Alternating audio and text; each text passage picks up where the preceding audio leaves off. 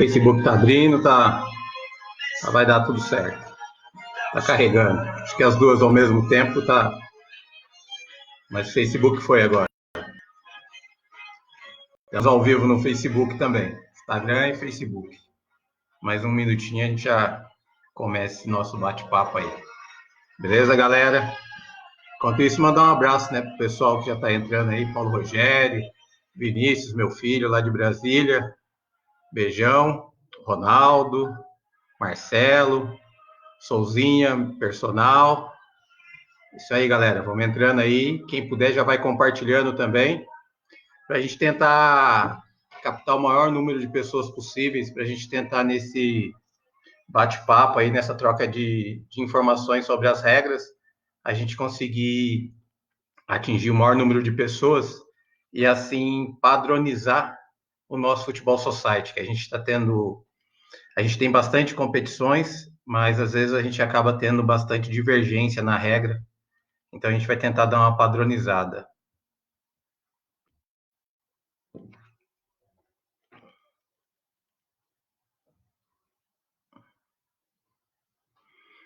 E aí, conforme a gente for fazendo o bate-papo, eu vou ler as regras, né? E não vai dar para estar lendo todas em detalhe, mas como eu falei, né? É uma base para que os atletas, é mais focado em termos de atletas mesmo, né? Para que os atletas consigam entender. Então a gente vai passar isso para vocês. Eu leio e vou explicando. E conforme forem aparecendo as perguntas, dúvidas, eu vou tirando aí. Caso passe alguma pergunta ou outra, a gente consegue estar voltando e fazendo a pergunta no final, sem problema nenhum. A gente vai esticando aí e vai fazendo as perguntas.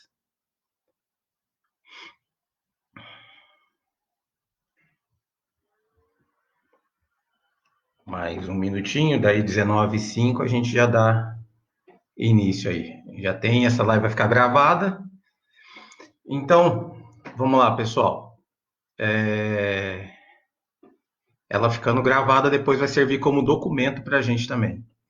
Eu decidi estar fazendo essa live, passando para vocês essas informações, por quê?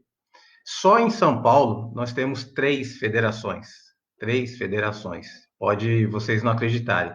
E cada uma dessas tem algumas regras específicas. Algumas têm alguns detalhes, e aí fica meio complicado. E ultimamente, de uns 2, 3 anos para cá, algumas equipes da região, tanto Mogi, Suzano, Biritiba, começaram a disputar campeonatos em São Paulo, campeonatos dessas federações. E quando voltou aqui para Mogi, para a nossa região aqui, começou a ter muita divergência, porque nós trabalhávamos com um determinado padrão e eles vindo de outras federações com outros padrões. Então, o que a gente notou? Que a gente apitava e o questionamento e as brigas, assim, no bom sentido, vinham por esse desconhecimento, por essa falha de comunicação. Então, a ideia agora é fazer uma padronização pela CK Eventos. Nós temos aqui dentro da nossa região participando da maioria dos campeonatos, e aí a gente decidiu que vai ser a melhor forma de estar trabalhando. Então, eu vou passar essa padronização sempre onde tiver CK Eventos, né? A gente tem bastante campeonatos em parceria com o Wilson e com a IME, né, da SA, e a gente está fazendo tudo isso para padronizar, mesmo quando a gente estiver em competições com outras empresas. Então, a gente vai tentar fazer de tudo para padronizar. Existem algumas determinações que vocês vão falar, pô, mas na federação. Mas nós vamos abrir para viver a nossa realidade do nosso futebol amador aqui, certo? Então, nós vamos agora para o primeiro item que eu coloquei. Eu montei uma lista com 16 itens. Esses 16 itens vão ser enviados para os treinadores, vão ser enviados para os jogadores. Eu vou tornar isso público, porque qualquer divergência que tiver vai ser o nosso documento, vai ser baseado em cima disso. Então, pode ser que haja um erro, uma má interpretação do árbitro, pode ser também, mas vocês vão ter, como atletas e dirigentes, esse padrão de regras para seguir. Então, vamos lá, o primeiro item. Para o início de uma partida, tem que ter no mínimo 4 atletas em cada equipe. Observação: durante a partida, caso uma das equipes fique reduzida a três atletas, a mesma, que no caso a partida, deverá ser encerrada imediatamente. Então, o que acontece? Nós aqui vamos entrar num acordo que a partida pode ser iniciada com 4 atletas, seja 3 na linha e o goleiro.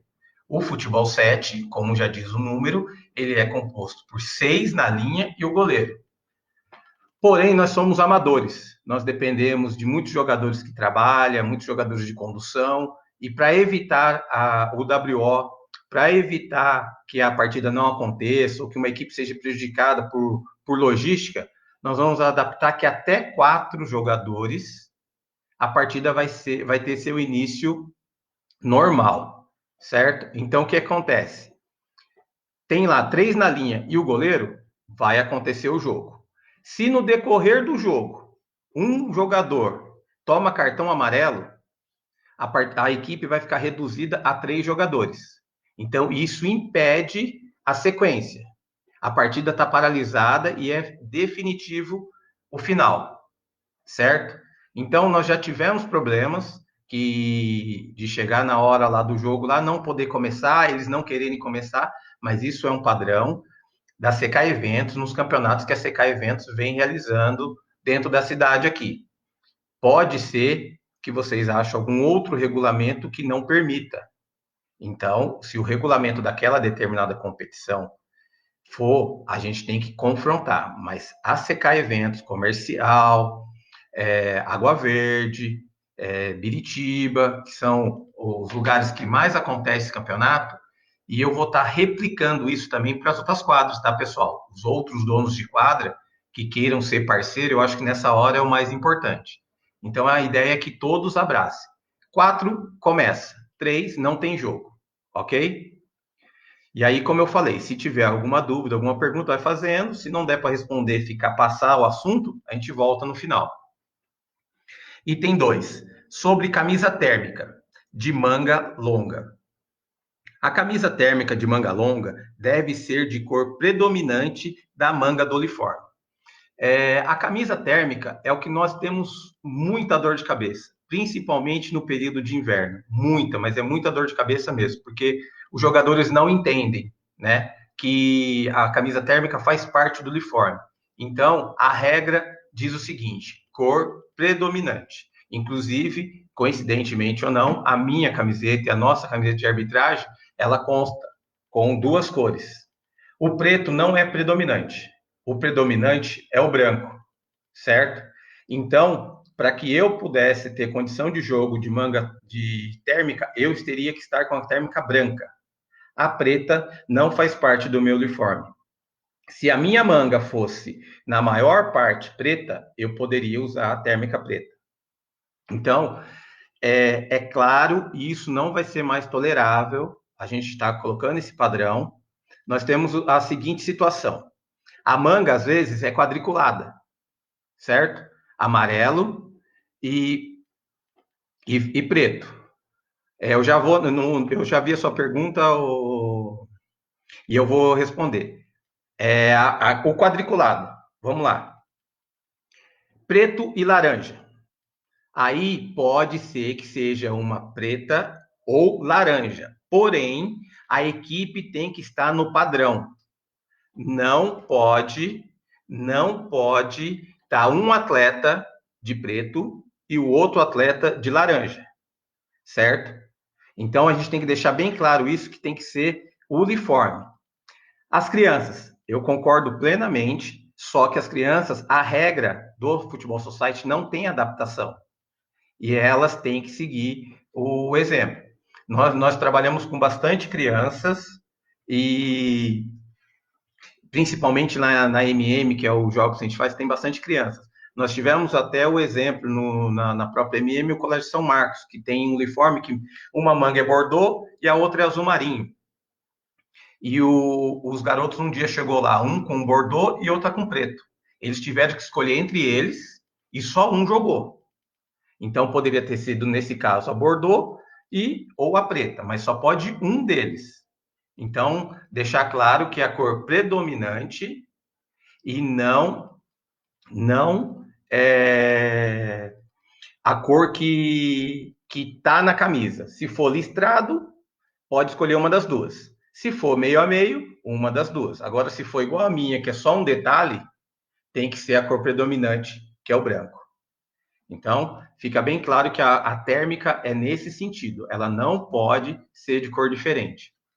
Pessoal, eu não comentei no começo, mas é até bom lembrar. Eu fiz um padrão. Então, algumas perguntas elas vão passar e eu não vou responder porque elas estão fora do padrão. Depois eu vou anotar e volto numa outra oportunidade e posso estar fazendo. A gente tem que seguir um padrãozinho que eu montei, que é de regra, não de regulamento, para ficar mais fácil para a gente dar sequência na nossa programação.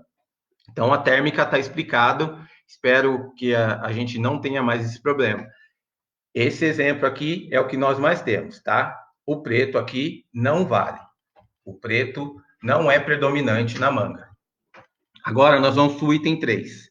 Sobre o short térmico, deve ser de cor predominante do calção. Observação: se somente um atleta estiver com o calção térmico fora da cor, é permitido. Então, o térmico já vai ter uma outra diferença, o calção. O calção térmico é a mesma coisa. Se eu estou de calção preto, meu térmico tem que ser preto. Se eu estou de calção branco, o térmico tem que ser branco. Porém, pro calção, vamos se abrir uma exceção. Tá todo mundo lá de calção preto e um dos atletas estão com o térmico branco. Se só um tiver, nós vamos deixar passar.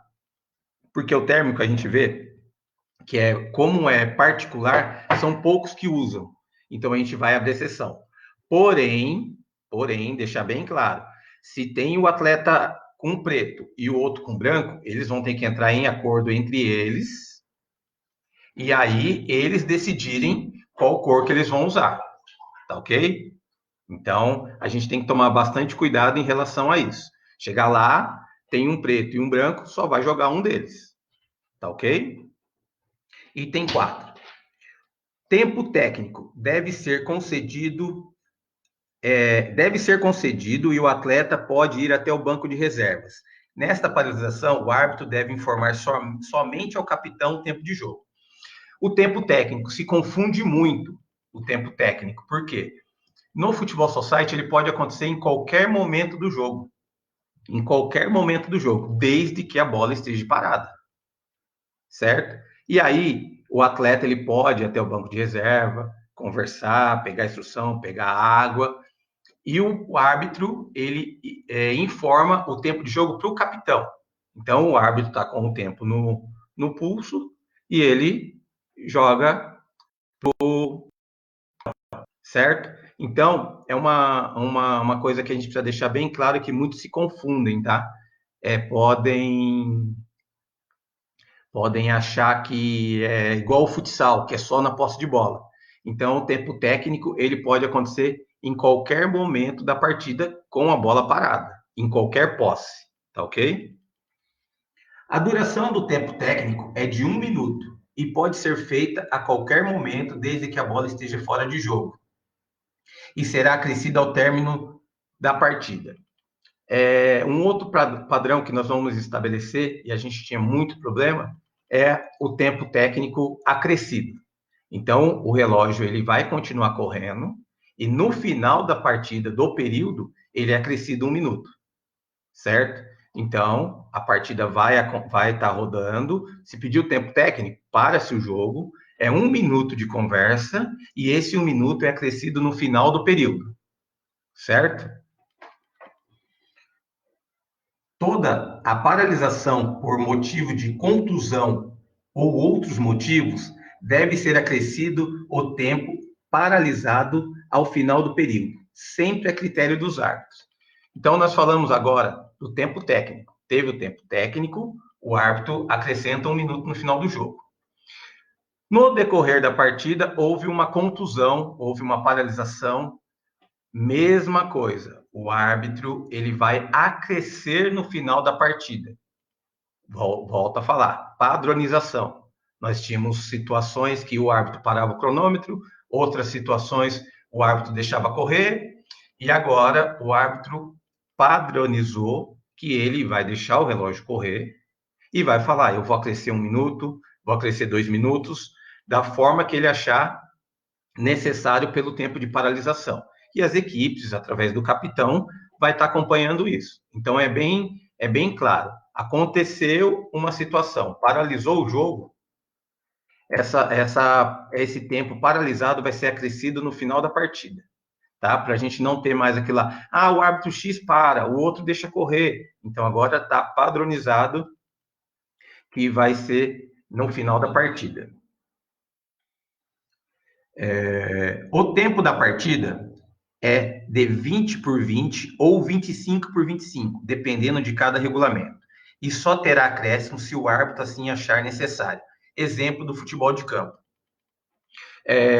Hoje nós temos duas situações. Tem campeonatos que acontecem 20 por 20 e tem campeonatos que acontecem 25 por 25. Então, a gente precisa ter a ideia que o jogo vai acontecer normal, seja ele 20 por 20 ou 25 por 25, de acordo com cada regulamento, mas o acréscimo vai ser no final. O árbitro, ele tem uma noção. A pergunta é, mas ele vai marcar a paralisação do tempo parado? Caiu a falta. Ele vai olhar no relógio lá, 15 minutos de jogo. Tal, atendeu, teve atendimento médico, tudo, voltou, 16 minutos, ele vai acrescer. A gente tem que entender que são 20 por 20 ou 25 por 25 corridos. E o árbitro está para mediar essa situação. E vocês também vão estar dentro do campo controlando, nada impede. Quanto tem jogado? O árbitro vai falar, tem 15. Voltou, tem 17. E assim vai subindo o tempo no final do período. Lembrando que é de período para período.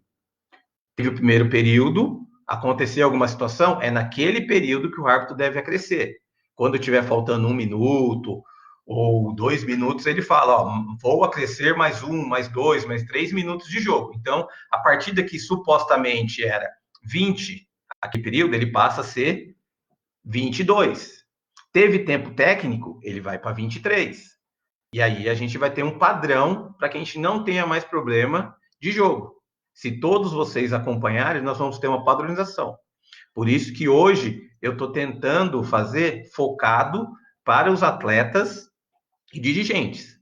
Porque a gente precisa ter a conscientização e a parceria de todos. Não adianta só o árbitro ir lá, ele tenta fazer as atualizações, ele faz de tudo melhor e as equipes não os ajudam, não entendem. Como eu falei no começo, maioria, e eu vou chutar aí, 90% das confusões ou dos atritos que acontecem entre árbitro e atleta é o não conhecimento da regra. A gente tem bastante regrinhas complicadas que faz com que o não entendimento, a não interpretação das confusões. Então, fica o tempo de jogo, 20 por 25, e acrescido no final igual futebol de campo, certo? Sempre o capitão pode estar chegando no árbitro e perguntar quanto falta para acabar o jogo. Por isso, pessoal, que é importantíssimo a pontualidade. O jogo começou no horário, não tem problema nenhum, porque muitos de vocês falam, está com pressa de ir embora, aqui não sei o quê. Vocês atrasam o início da partida. Vocês chegando no horário, fazendo a partida acontecer no horário que ela precisa, ela ocorre normal. Então, esse vai ser o padrão. Vamos pegar pesado nos WO. Por isso que a gente colocou o padrão de 4 jogadores, porque a partida vai começar. Não precisa esperar ninguém chegar. Tem 3, 4, vai chegar. Vai começar. A próxima, item 8. Não vale gol diretamente de início ou reinício de um jogo, ou após a marcação de um gol. Então, a saída de bola. Não vale gol de saída de bola. Seja ela início, reinício, qualquer saída de bola do meio de campo não vale gol direto. Então, vamos lá. Posicionou a bola no meio. Ela pode ser saída tanto para frente quanto para trás. Isso está livre, isso está entendido, todo mundo está fazendo normal. Porém, qual é a pergunta que eu mais ouço na saída? Professor, posso chutar? Posso chutar para o gol? Eu, como árbitro, não posso impedir você de chutar para o gol. Então, o que eu falo? Pode chutar. Porém, o gol não vale se for direto. Então, muitas das vezes não há esse entendimento. Mas você deixou chutar, mas não vale o gol? Então, a regra não deixa que jogue a bola direto para o gol. Então, a bola não pode entrar direto para o gol. Veja bem, se ela tiver o segundo toque, seja ele de quem for, o gol é válido. Eu chutei, bateu no atacante que está ali na barreira e entrou, gol. Eu chutei direto, bateu no goleiro e entrou, gol. Certo? Então, nós temos que deixar claro isso. Não vale o chute direto, não vale o gol direto, desculpa, mas vale o chute. O goleiro pegou no goleiro, bateu, entrou, é gol. Não. Então o goleiro ou deixa a bola entrar direto ou segura com firmeza. Bateu na mão do goleiro, houve o segundo toque. Então a regra para ficar definitiva é: tem que haver o segundo toque. Houve o primeiro toque ao chute. Se houver o segundo, seja ele de qualquer jogador, vale o gol. Isso serve para o início, o reinício no segundo período e após a marcação de um gol. Então, é qualquer bola do meio de campo. Item 10. Esse é um item importante que a gente tem muito problema. O goleiro com a bola nas mãos só pode repor o em jogo com as mãos. Se o goleiro defender com os pés e tiver o domínio da bola com os pés, ele somente poderá repor a bola em jogo com os pés. Então vamos lá. É um parágrafo complicado de se entender, mas é fácil a explicação. Goleiro, tá lá no gol, ele fez uma defesa, encaixou a bola. A partir do momento que ele encaixou essa bola, ele só pode repor essa bola em jogo com as próprias mãos. No futebol society não existe o quebra, que a gente vê muito em futebol de campo e até mesmo no futsal. Então o goleiro defendeu, encaixou. Ele só pode repor essa bola em jogo com as mãos. Colocou no chão e deu um chute, falta. Certo? É infração à regra. Não pode. Ok? A outra situação. O goleiro defendeu com os pés. Certo? Ele defendeu com os pés. Só que ele só fez a intervenção da jogada. Ele abaixou e pegou com a mão, como uma defesa de dois tempos. Ok, porque muitas vezes o goleiro abre o espacate lá, pega a bola e depois volta. Certo? Então, nesse jeito, vale. Agora, se o goleiro dominar a bola com o pé, certo? Tiver o controle da bola. Se ele tiver o controle com a bola, ele não pode abaixar e pegar com a mão. Certo? A bola veio fraca ou veio forte, ele não pode pegar com a mão. Agora, existe uma situação que também confunde muito os goleiros. O goleiro pega com os pés fora da área, lógico que a bola não pode vir do jogador dele. Ele fez uma defesa, a bola ia sair para escanteio, ele não deixou, ele foi lá fora da área, pegou com os pés, puxou para dentro da área e pegou com as mãos. Se essa jogada for nesse jeito que eu estou falando, é válido. Ele foi lá, buscou de fora da área, puxou para dentro da área e pegou com as mãos. Ele não pode pegar com as mãos fora da área. Esse entendimento da regra do Futebol Society, o que é? É evitar a cera. Ele não gosta de cera. Então, se o goleiro for lá fora da área, ficar penteando a bola, porque fora da área ele não tem tempo de ficar com a bola, certo? Ele é um jogador livre. Então, ele vai lá penteando a bola e depois ele pega e traz para dentro da área e pega com a mão. Errou. Isso não vale, porque ele tinha domínio pleno. Agora a bola ia sair para escanteio, ele vai lá, pega, puxa, volta e já dá sequência rápida ao jogo, jogada vale. Certo? Eu vou voltar agora em algumas perguntas que está aqui, para a gente não perder o assunto. O goleiro pode ser jogando com ele mesmo? a mão fora da área, sai jogando com a mão. O goleiro pode jogar com ele mesmo, jogar com a mão fora da área e sair jogando com os pés? Essa é a típica jogada de futebol, de futsal. Isso não pode. O goleiro defendeu, jogou no chão e saiu driblando, não pode. O goleiro pode até sair para o ataque, mas ele tem que jogar a bola com um companheiro, bater num companheiro ou no adversário e voltar. Então, é o que eu falei, pegou com a mão, a bola só põe em jogo com a mão. Para a base também, não tem diferença de regra para futebol de base. Porém, como eu já falei para vocês, nós somos amadores. Se num determinado campeonato, a organização achar que o sub-8, o sub-7, o goleiro pode quebrar, vocês têm que ver isso com a organização. Mas o padrão da regra não pode, certo?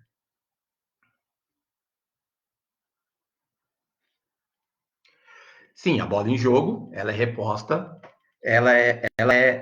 veja bem, o goleiro jogou com os pés e voltou, é no bico, certo? Se for recuada do mesmo time, é no ponto de origem. A minha equipe recuou a bola para mim. Eu, distraído, fui e peguei com a mão. Essa bola é falta lá de quem recuou para mim.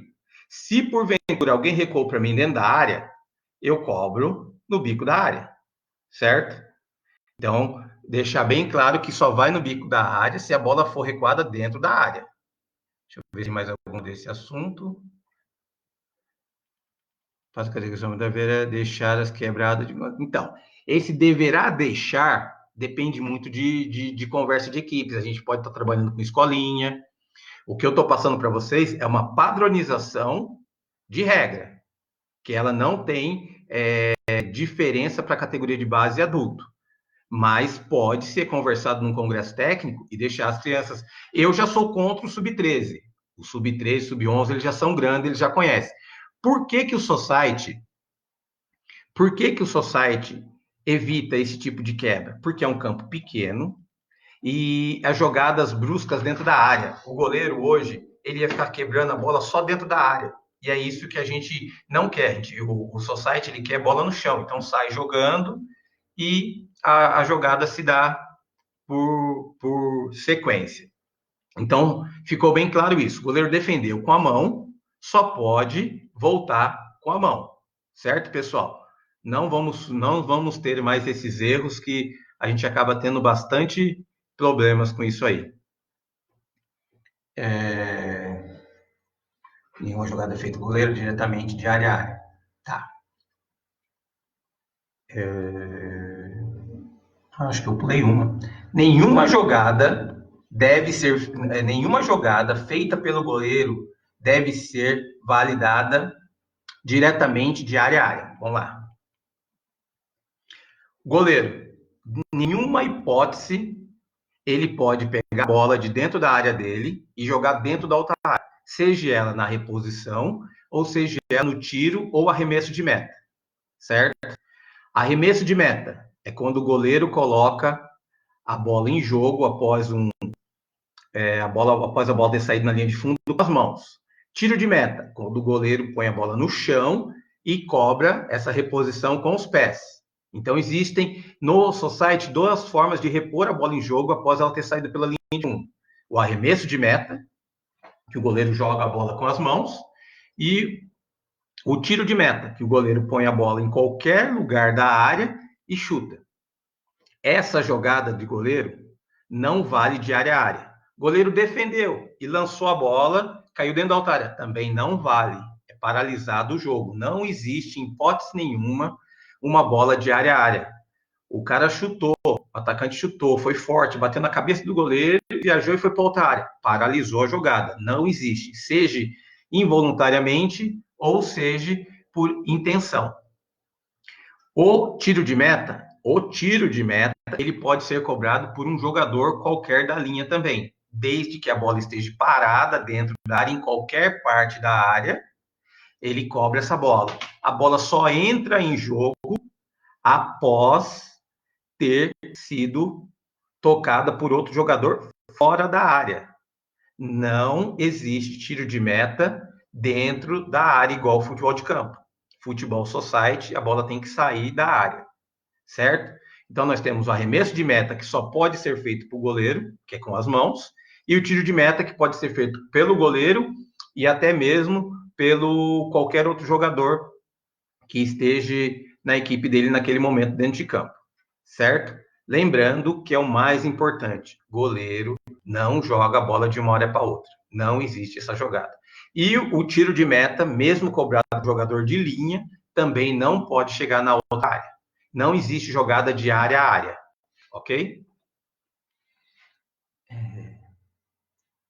Só pode pegar com a mão.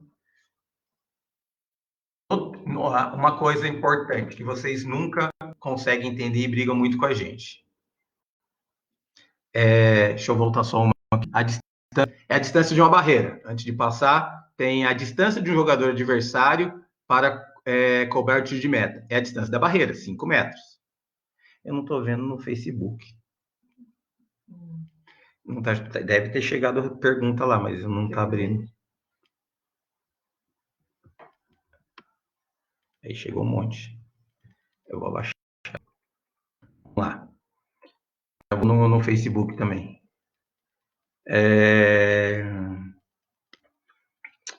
Carrinho. Não é permitido carrinho, onde haja disputa de bola com o adversário e o mesmo é passivo de cartão amarelo.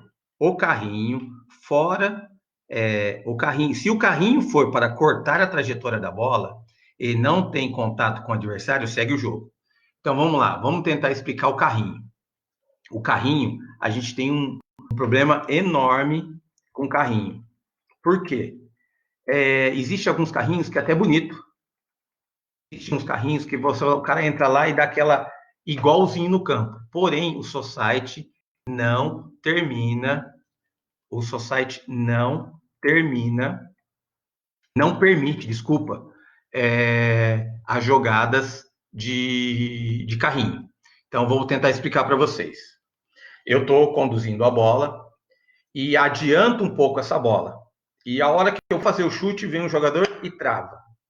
Se travou no chão, é carrinho. Mesmo que vai acontecer aquela situação.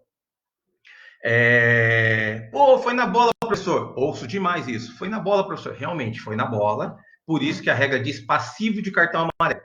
Então, nesse caso, você não leva cartão amarelo. Você tentou a jogada, mas infelizmente fugiu da regra e você fez a falta. Agora, se você entrou com o carrinho e atingiu o jogador, aí é cartão amarelo. Agora, existe outro carrinho que todos não conseguem entender, é quando eu vou chutar a bola para o gol e o jogador adversário se projeta na frente entre o meu chute e o gol. E a bola bate nele e sai. Esse é um carrinho válido, porque ele não teve contato. Então, o carrinho que não teve contato é válido. Entendeu, pessoal? Vamos ficar bem claro essa situação.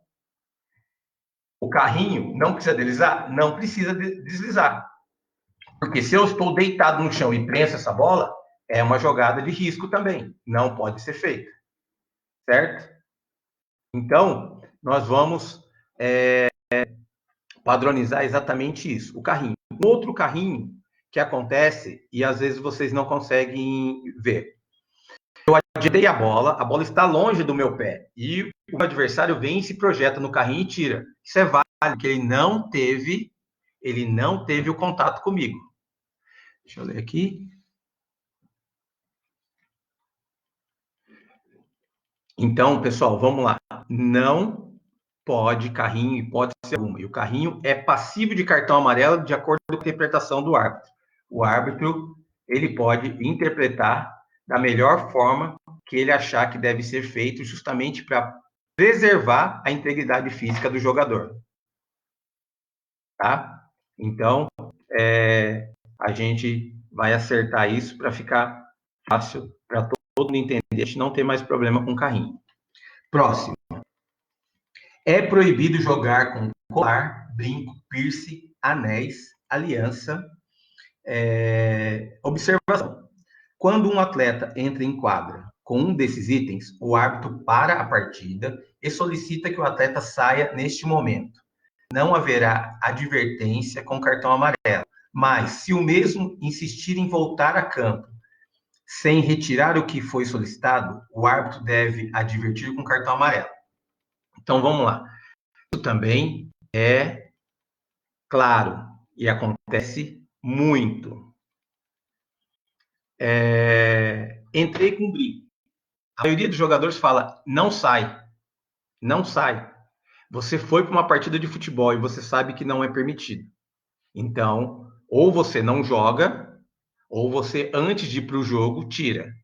Não pode brinco, não pode piercing, não pode correntinha, não pode lenço, não pode nada. Isso é uma proteção individual e para o adversário também, para o parceiro que possa estar acontecendo alguma lesão. O jogador foi notado em campo com um brinco, com aliança. O árbitro pode parar o jogo, porém o árbitro tem que ter a calma para não atrapalhar uma jogada, certo?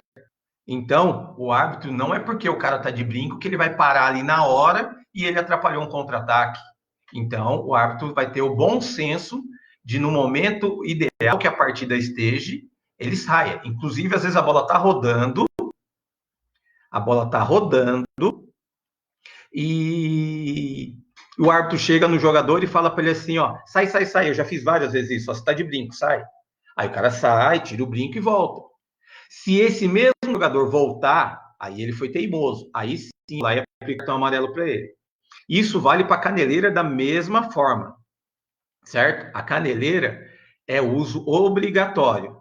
Começou o jogo, notou que o jogador está sem caneleira. Se ele tocar na bola, a jogada é paralisada. É falta pessoal, certo? Então, mas não precisa tomar cartão amarelo. Sai, coloca caneleira e volta. Se o mesmo jogador voltar sem caneleira, cartão amarelo nele, porque ele já foi advertido, tá? Então, a gente tem que ficar bem atento nessas situações aí. Nós já toleramos muito e a gente teve muitas situações, porque a gente tem atletas legais, chega, tira, é compreensivo. Agora tem outros que já são mais marrudos, não vou tirar, não sai, e aí fica uma coisa injusta. Então a gente padronizando isso, todos vão entender, vai estar no regimento, está gravado aqui, e a gente vai manter isso para todas as categorias e todos os naipes também, masculino e feminino. Oi? Qual a diferença de shootout com bola no jogo e fora de jogo? Tá, o shootout vai ter uma no final lá, daí a gente explica a situação. Não pode proteger com esparadrapo, não pode com nada, não pode jogar com brinco, piercing, aliança, nada, nem se tiver protegido com esparadrapo. É uma briga de jogador com nós da arbitragem, mas se vocês reparem, a gente tem que se igualar e tentar fazer o melhor. E hoje a gente assiste na televisão, a gente não vê esses tipos de coisa. Então não pode em hipótese alguma. O próximo item. Se um atleta receber cartão amarelo no banco de reserva, ele não precisa cumprir os 2 minutos. Como acho que deve ser de conhecimento de todos, o cartão amarelo, ele pune individualmente o jogador com 2 minutos fora da partida. Então, eu estou jogando e, porventura, eu tomei um cartão amarelo. Eu fico fora da partida durante 2 minutos. Se, porventura, eu estiver no banco de reserva e eu fiz uma substituição errada, entrei na hora errada, ou até mesmo esbravejei, e o árbitro achou por bem me dar um cartão amarelo, não conta os meus 2 minutos. Eu posso, logo em seguida, entrar na partida sem problema nenhum, tá? Então, o jogador de fora, ele não precisa cumprir os 2 minutos de advertência do cartão, porque ele já está fora da partida. Lembrando que técnico, massagista, qualquer outro dirigente que estiver fora relacionado em súmula, ele também é passível de cartão amarelo e depois cartão vermelho e vai cumprir como todos os jogadores, 3, e o vermelho fica fora da outra partida.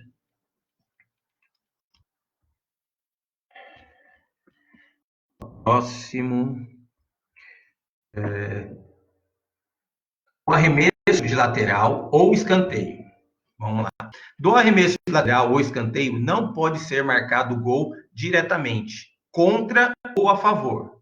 Neste caso, se houver o segundo toque, o gol será válido. Lateral e escanteio do Futebol Society são todos cobrados com a mão, certo? Antes que alguém pergunte, pode ser que alguns jogadores aqui esteja, a gente tem uma prática, quando a gente está no clube de campo, que se bate escanteio com o pé pela dimensão do campo. E é o que eu falei, é a adaptação do regulamento lá. Então aí se vale o escanteio normal, porque é com os pés. Mas, na grande maioria das quadras daqui de Mogi, lateral e escanteio são todos com a mão. Não vale gol direto. Arremessei o lateral ou o escanteio. Bateu no goleiro e entrou, gol. Bateu no zagueiro, entrou, é gol, gol. Fica claro assim, quando houver o segundo toque, independente de quem seja, certo? Então, houve o segundo toque, nós vamos validar o gol. Não houve segundo toque, não vale o gol. Isso vale para a jogada de defesa. Eu bati um lateral para o meu goleiro. Meu goleiro estava fora do gol, por qualquer motivo, e a bola entrou, escanteio, saiu na linha de fundo, é escanteio. Então, a gente tem que padronizar isso de mão, direto, não vale gol, tá?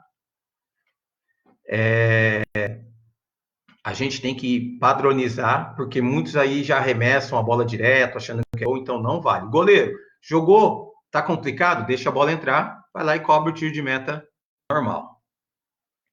Tem algumas perguntas que estão sendo anotadas, que já passaram no tema, e depois eu vou ler e vou estar respondendo aí. Se o atleta cobrar uma falta em direção à sua própria área e a bola entrar diretamente, sem a participação de qualquer outro atleta, o gol não será válido, sendo revertido em arremesso de canto para o time adversário.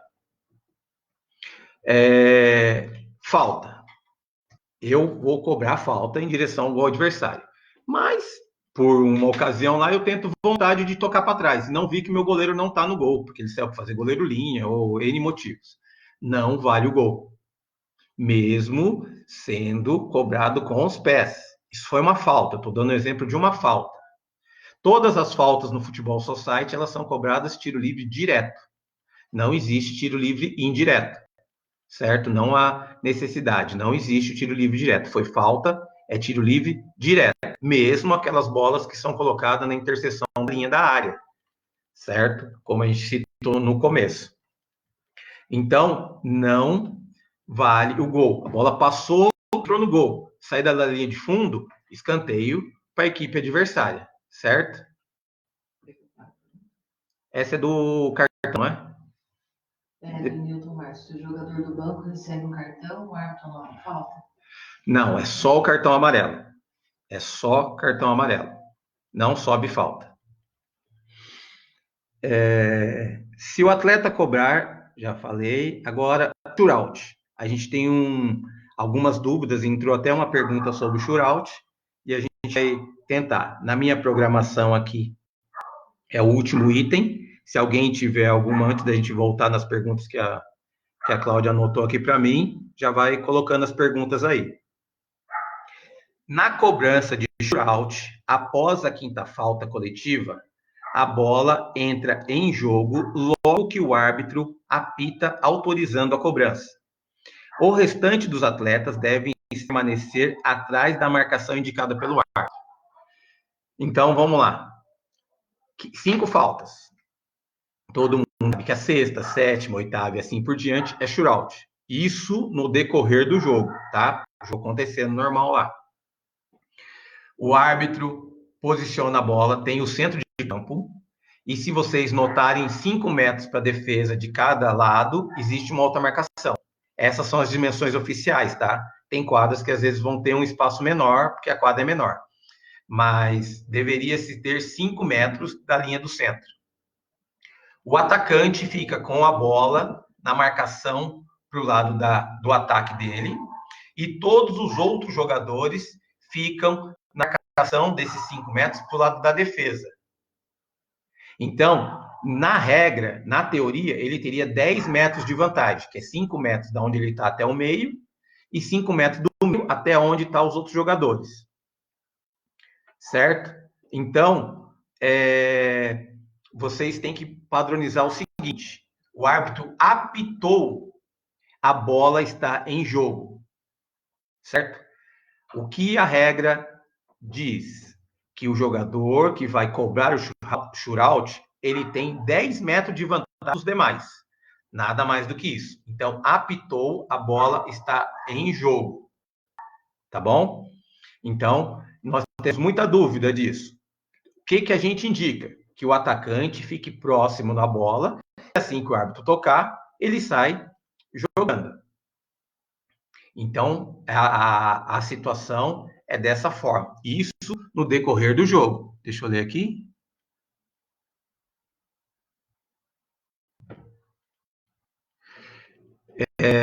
Depois eu volto nessa do tiro de meta. Eu volto nela, Pelé. Se eu não voltar, você me lembra. Mas você viu aí em cima, não vale. Vamos lá no shootout, que é o mais complicado. Nós já tivemos várias divergências. Partidas finalizadas no shootout por esse. Então, vamos lá. Cobrou, o árbitro apitou, a bola está em jogo. Se o defensor, que está lá a 10 metros, for mais rápido que o atacante e roubar a bola dele, azar dele, perdeu. Já aconteceu, deu apitar e o cara fica de braço cruzado. O jogo está valendo, certo? Ele não tem tempo para executar, mas também não tem vantagem nenhuma. A vantagem dele é os 10 metros. Ele fica ali, em cima da bola, e o goleiro em cima da linha de fundo. Vai acontecer a jogada. Se porventura o goleiro fizer falta fora da área, ele é excluído da partida. Ele é expulso. Eu já vou voltar no final, é mais fácil. Então, vamos shootout durante a partida. Não fica esperando. Apitou, a bola está em jogo. Ok? Se porventura o goleiro sair da área com os pés e só tirar a bola porque o cara adiantou normal, beleza. Agora, se ele vir num carrinho doido lá e fizer a falta, é um novo shootout e o goleiro vai ser expulso. Isso com a bola em jogo. Certo? Isso, bola em jogo. A bola está totalmente em jogo. Por isso que a pita está valendo. Eu tenho uma pergunta da diferença do shootout na disputa de shootout ou no jogo corrente. Eu, particularmente, não gosto e não sou a favor de fazer as disputas decisivas em shootout, justamente pela dúvida e pelo sistema que é mais complicado. Chega a ser mais emocionante? Chega, concordo, mas é muito mais complicado de interpretar. Qual é a diferença? Acabou o jogo, empatou o jogo 2-2, é uma final e a gente precisa de um campeão. Certo? Então, o que a gente precisa fazer? Posiciona da mesma forma o jogador na linha, o jogador que vai atacar, o atacante, e o goleiro na linha de fundo. Todos os outros demais, eles não participam, né? Porque é uma disputa. Um árbitro fica de costas para a jogada, o que está próximo da bola, ele fica de costas para a jogada, e o outro árbitro fica no bico da área. Certo? O atacante, ele tem 5 segundos para definir a jogada. Então, o árbitro que está de costas autoriza e solta o cronômetro. Quando der 5 segundos, vai apitar. E esse árbitro que está de frente para a jogada, ele vai definir. Porque uma vez que a bola saiu do pé do jogador, antes de ter apitado, e ela estiver em direção ao gol, bata no goleiro, bata na trave, entre, o gol é válido. A jogada se segue. Então, o árbitro que está de frente para a jogada, ele define se o chute foi antes ou depois do apito do árbitro. Isso para disputa de shootout. E uma coisa maior ainda, se porventura o goleiro vem e faz uma falta, é pênalti. É expulso e é pênalti. Se o goleiro sai e pega com a mão fora da área, é expulso e é pênalti. Isso na disputa de shootout. Então, 100% das competições que eu organizo, eu levo a disputa de pênalti. Porque é simples, todo mundo sabe, não temos dúvidas nenhuma. O shootout, ele causa muitas dúvidas. Então, a gente precisa ter mais consciência. Então, a gente precisa padronizar essa parte aí, tá bom? Nesse momento, o goleiro pode sair da área e dar combate no cobrador? O goleiro pode fazer o combate no cobrador, continuando falando de shootout. André, tudo bem? Um abraço. Valeu aí. Ele pode fazer combate, mas como eu expliquei, tem que fazer o combate sem falta. Se o atacante antecipou demais, ele foi lá e rachou, tirou. Se o árbitro interpretar que foi falta, se for na disputa de shootout, é pênalti. O árbitro interpreta e dá o cartão para o atacante, para o goleiro. O goleiro não precisa ficar estático dentro da área. Porém, ele tem que tomar cuidado para não fazer falta. Pode sair, mas sem fazer falta. Então, acho que ficou claro o do shootout. José, tem uma pergunta de falta. Pode perguntar. Se cobrar uma falta rápida para frente, se vai. Então, a questão é, a falta, ela tem que ser muito bem elaborada pelo árbitro. Essa cobrança, o que é para frente? Se eu estou intermediária do meio de campo para frente e toda a equipe está parada, o árbitro tem que fazer voltar. Agora, se está no campo de defesa e vão para o jogo, vai para o jogo. Então, a gente tem que ter um cuidado com isso. São momentos e situações diferentes do jogo. A gente tem que tomar mais cuidado em relação a isso. Posso? Provavelmente posso. Só que eu não posso chutar direto para o gol. O goleiro está se preparando para arrumar a barreira ou coisa parecida. Então, eu posso cobrar rápido. Só que o árbitro ele está ali para ver a situação. Se tem jogador no chão, se tem jogador que vai precisar ser atendido, se o goleiro pediu para arrumar a barreira. Então, tem toda essa situação para estar na... Mas a ideia é que a partida flua de uma maneira mais rápida. Qual é a outra? Uma pergunta sobre o goleiro, saída sobre com as mãos. Entendi. Mas qual é a também não entendi. A pergunta do goleiro com as mãos, volto a lembrar. Defesa com as mãos, só pode repor com a mão. Voltando do Pelé lá. Kiko, explica para o gigante aí que o tiro de meta, se o jogador de linha pode bater ou somente o goleiro. A gente já explicou e volto a falar. Tiro de meta pode ser cobrado por qualquer jogador, desde que ela esteja parada em qualquer lugar dentro da área. Saiu na linha de fundo, colocou 2 passos para frente, 1 palmo, parada e cobrou, saiu da área. Lembrando que se ela for chutada direto de uma área a outra, não vale, mesmo sendo cobrada por jogador de linha. Essa bola nunca pode ser de área a área. Nunca. Tem mais perguntas? A gente ainda tem alguns minutinhos antes de parar. Uma pergunta sobre o goleiro sair sempre com as mãos. Essa aqui que eu acabei de fazer. O goleiro sempre com as mãos se ele defender com as mãos. Vem o salve. Tinha perguntado a cobrança. Então, pessoal, eu acho que é mais ou menos isso que ficou para vocês aí. Imagino que a gente tenha conseguido... Isso foi só o primeiro passo. Nós vamos voltar a fazer outros bate-papos. Eu vi um comentário do Flávio lá, parceirão meu, e que comentou que esse documento que eu fiz, eu vou tornar ele público sim, vou colocar, eu só não coloquei antes no Facebook para não gerar muita dúvida e polêmica, então eu vou deixar ele público. Se alguém tiver alguma dúvida em cima de algum item, pode estar passando para mim, pode estar dando. E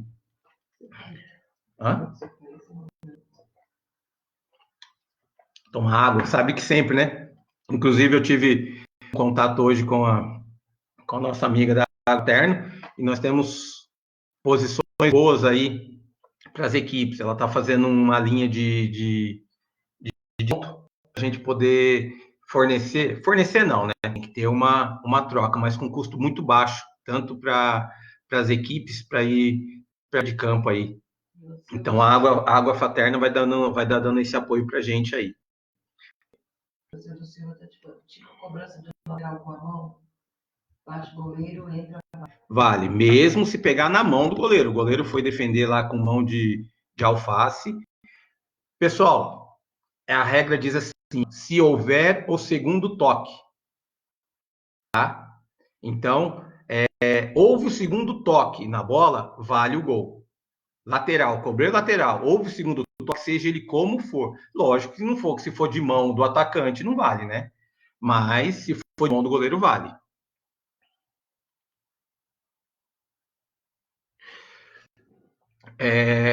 O Vena, sobre as faltas, o jogador passar na frente do goleiro, por que tem que voltar? Na verdade, não tem que voltar.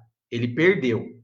Eu sou o atacante do meu time e tô indo bater uma falta. E o meu atacante lá, ou o meu passa na frente do goleiro na hora eu chuto. Eu perdi, porque o goleiro tem que ter plena visão do lance. Eu posso estar, a gente pode estar do lado, pode estar atrás, ele não pode impedir a ação do goleiro. Ele tem que estar todo momento, o goleiro tem que estar todo momento vendo a bola, certo? Ele não pode passar ali na frente dentro da área. Isso é a regra, não permite que haja esse incômodo do goleiro, digamos assim, dessa parte, dessa forma. Então, é isso que a regra diz. Então, mas não voltar. Eu não sei se alguma situação você está perguntando ou aconteceu algum jogo, não volta. O time de ataque perde a bola. Muitos goleiros ficam gritando para a gente: tá passando aqui, professor, tá passando aqui. Eu não posso chegar para o cara e falar: sai daí. Eu vou interpretar a regra. Porque pode ser que no momento do chute ele não esteja mais ali. Ele está ali a hora que está montando a barreira. Mas na hora do chute. E terminou. Vamos abrir outra? Espera aí.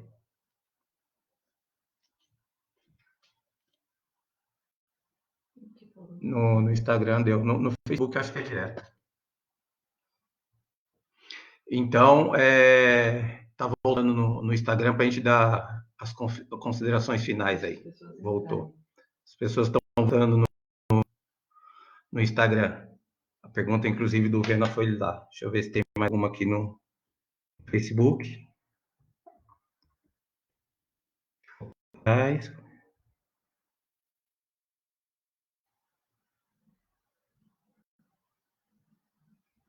Pergunta para a galera aqui. Boa. E a gente precisa também, se vocês tiverem alguma outra dúvida, estar sugerindo para você. Aliás, para mim, né? Sugerindo para mim algum tema, alguma pergunta, a gente vem aqui, abre de novo. Se achar que esses 16 itens que eu coloquei ainda está duvidoso, pode estar falando que a gente coloca e a gente explana para ficar melhor. Porque qual que é a ideia? A gente tem que padronizar. Então, tudo que tiver de dúvida, a gente põe no papel e vai ficar bom para todo mundo. Quando acontecer alguma coisa, que a gente sabe que pode ser. Infelizmente, eu estou do lado mais fraco, que é o lado da arbitragem. Só que a gente quer cada vez mais melhorar para vocês, para que a gente tenha as competições melhores, para que a gente tenha os eventos com a melhor qualidade. Então, eu não vou dizer que a gente pode, a partir de agora, não vai ter mais erro. Sim, a gente vai ter. Pode ter. Não gostaria.